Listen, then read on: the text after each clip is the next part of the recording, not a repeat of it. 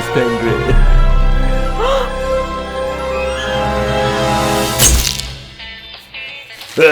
The Raven's heir. Soon as one of them's caught, another one takes his place. Hey, Harold, have you read this? Harold? Harold?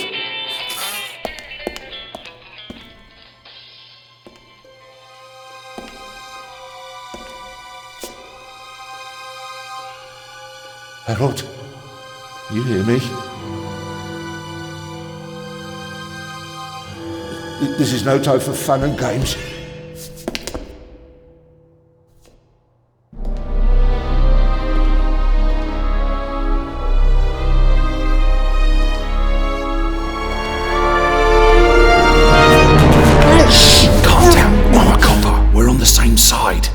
Copper, what are you doing here? And where's Harold? Harold? Well, there's another guard back there unconscious. That's probably him. The Eye of the Sphinx. Where is it? It's there. Oh, good. Then he hasn't got it yet. You mean the Raven's heir? Shh! Turn it off. He's gonna steal the eye. But how do you know? Doesn't matter. All that matters is that we catch him. Do you understand? Yeah, but... Do you understand? You and me, mate. We'll be heroes. All right, now, we just have to... What? Halt! Stop! You're under arrest!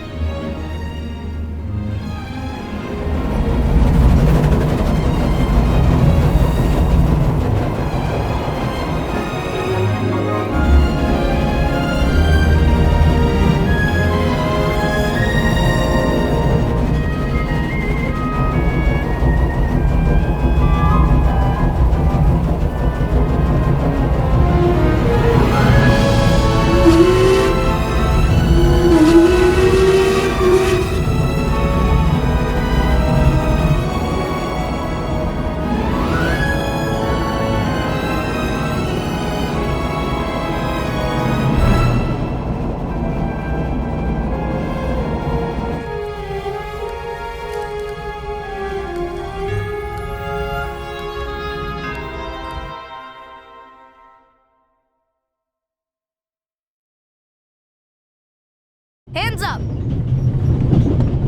I don't have time to play. I'm on duty.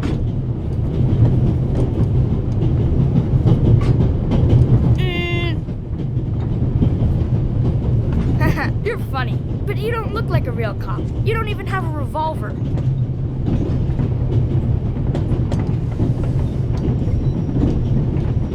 What's your name, boy? My name is Matthew Miller. And where are you from, Matthew Miller? From Dillsburg, Pennsylvania. But my mom and I live in England now. She's taking care of some rich old lady. We're on our way to Venice at the moment. We're taking a cruise on a big ship. Impressive. You've already seen half the world. I've spent my entire life in Switzerland. Must be really boring.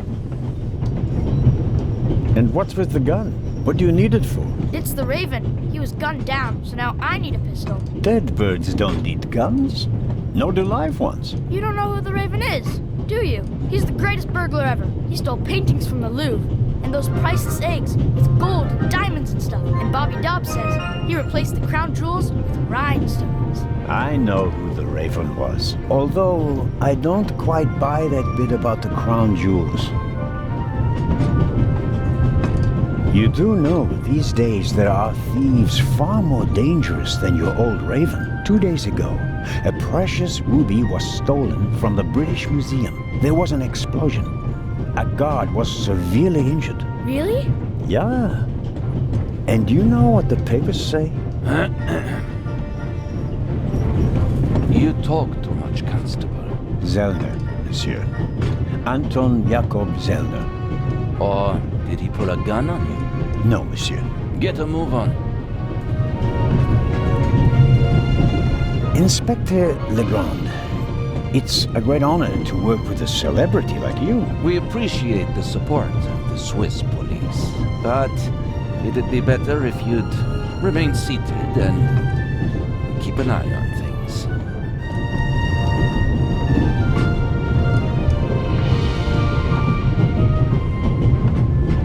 But monsieur, surely I can be of assistance, somehow. I saw a safe being loaded. We have everything under control. If you'll excuse me, I'll be in the first freight car at the back of the train for the rest of the trip. I'm not here to enjoy the beautiful scenery. I am a good observer, and I have finally honed powers of deduction. Thanks to that? I watched the people on the platform in Zurich. I know, for example, that man over there is a violinist.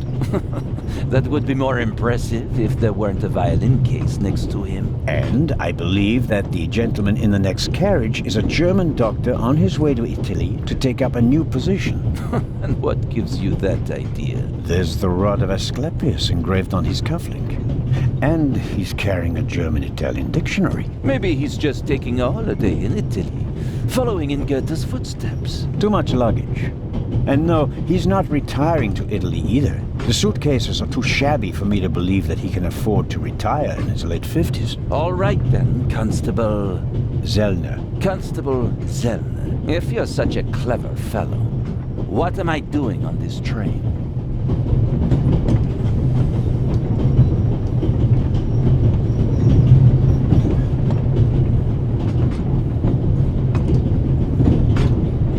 I think you're guarding something.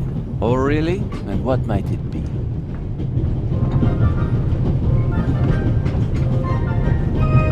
I really couldn't say. But it must be very important. Why is that? Because you are very important. They wouldn't have assigned the case to you if it were just a trifle. Let's assume that we really are transporting something very important on this train. And let's assume that it really is my job to see that it arrives safely. Then why isn't the train crawling with police?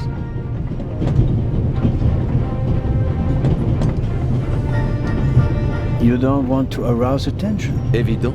But why not?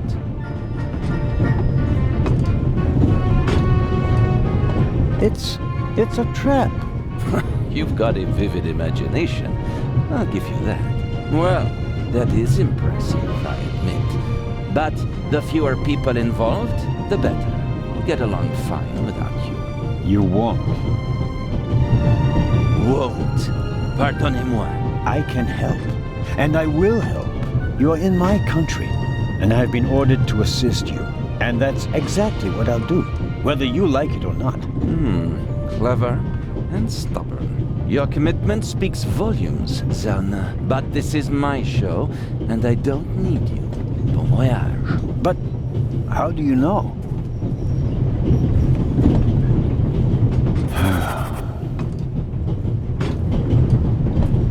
Oh, hello. You cheated. I did what?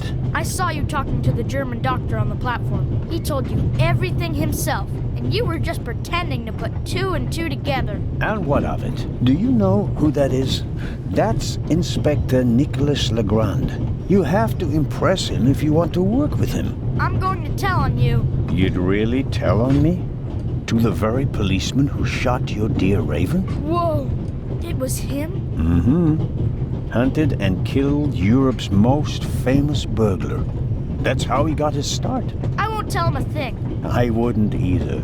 All right, Matthew. I have to do my work now. Everyone calls me Matt. Well, except for my mom. She calls me Maddie, as if I were a little kid.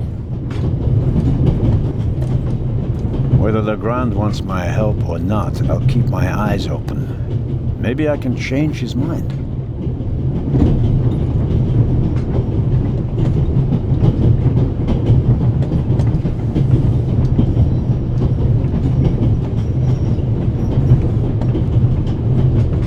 This morning, I thought I wouldn't be hungry because of all the excitement. Thankfully, I bought a sandwich with me anyway.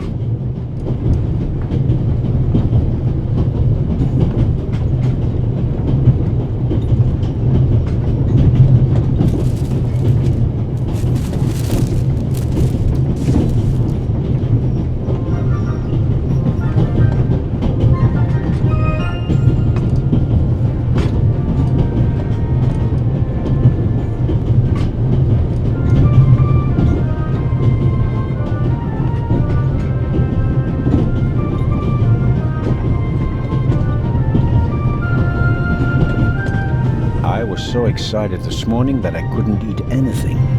Needless to say, the second I got into train, I was famished. Fortunately, I bought an apple.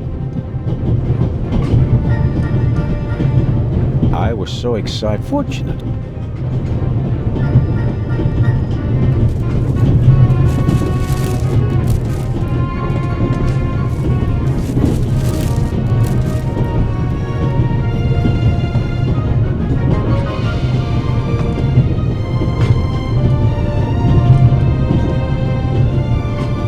The apple core in the sandwich paper.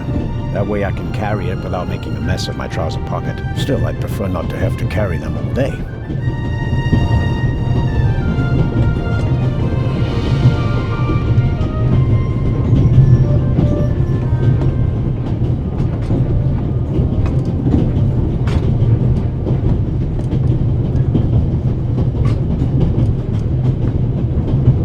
The napkin came with the croissant I bought at the train station.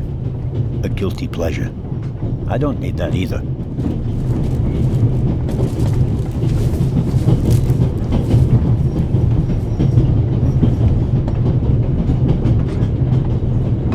Every table has its own wastebasket. Practical. No need to ever leave your seat. Every table has its...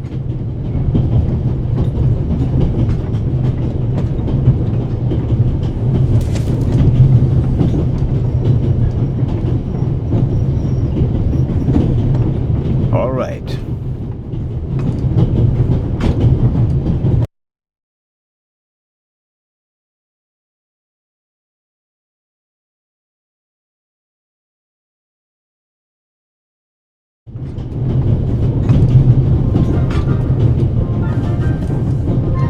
We Swiss are crazy about trains. We don't just have a lot of railroads. We have the most beautiful ones in the world. The Vicarage in the Mirror, a detective novel by my favorite author, Lady Clarissa Westmacott. For years now, I've been trying to convince my theater group to stage one of her plays.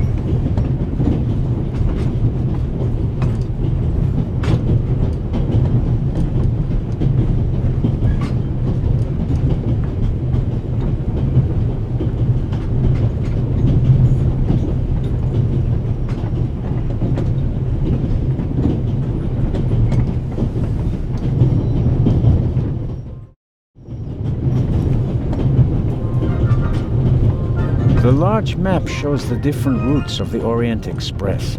This train began in Paris and ends in Istanbul as usual. Unfortunately, it will make most of its journey without me. This is the first car. The coal tender should be directly beyond this door, and in front of it, the engine.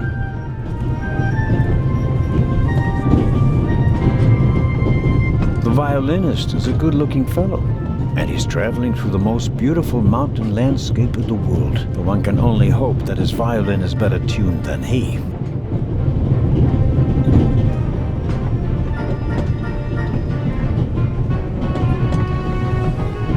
Hello, sir. Hello. If I'm not mistaken, you're a violinist. That's true. A wonderful instrument. The violin music touches the soul. That's why I learned to play it. Do you play in an orchestra? No, orchestras aren't really part of my world. A solo violinist. The best soloists travel a great deal and make a pile of money, or so they say. In that case, I'm probably not one of the best. Are you traveling to Istanbul non-stop? No. I'll transfer in Venice to a ship. I'm on my way to Cairo. Cairo? I'm performing at the reception in the Egyptian Museum there. I'm sure your recital will be a great success. But tell me, did you notice anything unusual on the train? Anything unusual? Persons acting suspiciously, for instance. For heaven's sake, is there cause for concern? Everything is in order, sir. We Swiss are just very cautious people. I understand. No, I didn't notice anything. Have a good trip. Thank you.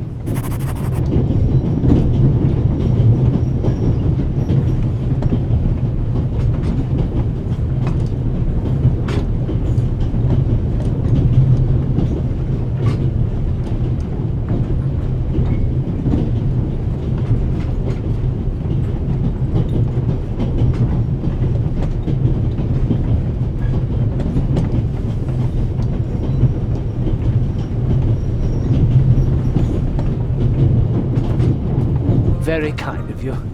Thanks. Oh, pardon me. No problem. The uniform is waterproof. Mr. Lucio. Professor Edgar Lucio. Oh, a professor. Are you a scientist? Do you teach at the Sorbonne? No, I work at the British Museum in London. You don't say. So, you were, shall we say, an eyewitness to the burglary 2 days ago? No, I wouldn't say that. Oh, no? There was a lot of commotion, but I didn't really pay much attention to it. There was a break-in in your museum, and it didn't concern you? Well, let's just say that nothing that's happened in the last 2,000 years concerns me. Whatever you say. The famous Inspector Legrand is on this train. I imagine you know him. No, should I? You don't know him? And you also don't know what he's doing here? No. Why should I? Just a thought. You're a representative of the British Museum. There's a guarded safe on the train. I'm sorry. I don't know what you're trying to imply. And now, please excuse me. May I ask where you are going? Of course. To Venice. I'm going to meet some colleagues there. Oh, Venice. A beautiful city, or so I'm told. Indeed. But I really have to take my leave now. Just one more thing. Did you notice anything unusual on the train? Here? On the train? No. I can't say that I have. Although I did spend most of the time in my compartment. I don't want to take up any more of your valuable time, but you do understand, don't you, that what concerns me is the present, and especially the robbery at the museum. Yeah, of course, of course. It's just, I'm in rather a hurry. You'll get in touch if you notice anything unusual, won't you, Professor? Of course, Constable. What's this? What's the matter, sir? The door.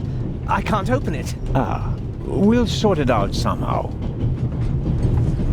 The compartment is locked. But I didn't lock it. I don't even have a key.